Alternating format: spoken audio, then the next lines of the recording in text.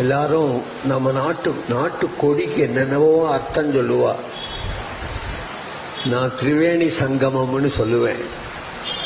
நம்ம நாட்டுக்கு என்ன பெருமைன்னா அலகாபாத் தான் பெருமை. பிரயாக தான். பிரயாகையில கங்கை, யமுனை, சரஸ்வதி, இந்த மூணு சேரது இல்லையா, மூணு வர்ணமா. அது மாதிரி நம்ம கொடி மூவர்ண கொடியா இருக்கு பத்தியா, இந்த மூன்று நதிகள். அதனால அதை நினைச்சாலேயே, அந்த கொடியை ஏற்றினாலேயே நமக்கு பவித்திரம். அந்த கொடியை மறந்துவிடக்கூடாது, அந்த கொடியை மறந்துவிடவே கூடாது. நம்ம இன்னைக்கு சுதந்திரமா உட்கார்ந்துருக்கிறது அந்த கொடி தான். அந்த கொடி குழந்தைகள்லாம் தோல்ல வச்சுண்டு போகும். அங்க பார்த்தாதான் அந்த கொடிகளே இருக்கும்.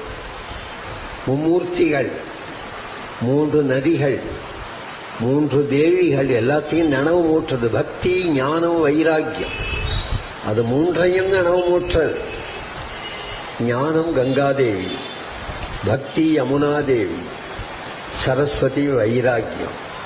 ஞான பக்தி வைராக்கியமான பாகவத தர்மத்தை காட்டுறது நம்ம தேசிய கொடி.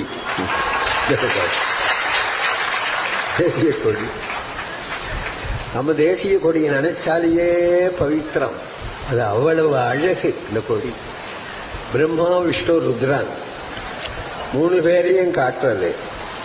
மூணு பேர் என்ன வர்ணமா இருப்பாளோ அந்த வர்ணத்துல பிரம்மா வெள்ளையா இருப்பார், விஷ்ணு நீலமா இருப்பார், ருத்ரன் சிவப்பா இருப்பார்.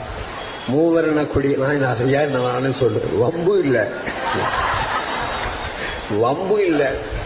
நீங்க யாராவது இல்லை நீங்க சொன்னது தப்புன்னு சொல்லுங்க. சொல்ல மாட்டேன். ஏன் சொல்ல முடியாது. அவ்வளவு சத்தியமாக இது எதிர்பாராம பெரியவாழ்லாம், அன்னைக்கு இருந்த பெரியவாழ்லாம், ஒவ்வொருத்தரும் தேசபக்தாள், தியாகிகள், அவள் எல்லாரும் சேர்ந்து இந்த தேசிய கொடியை கண்டுபிடிச்சாள் இல்லையா. அதனால இன்னைக்கு தலையில நிற்கிறது இந்த மூவர்ண கொடி.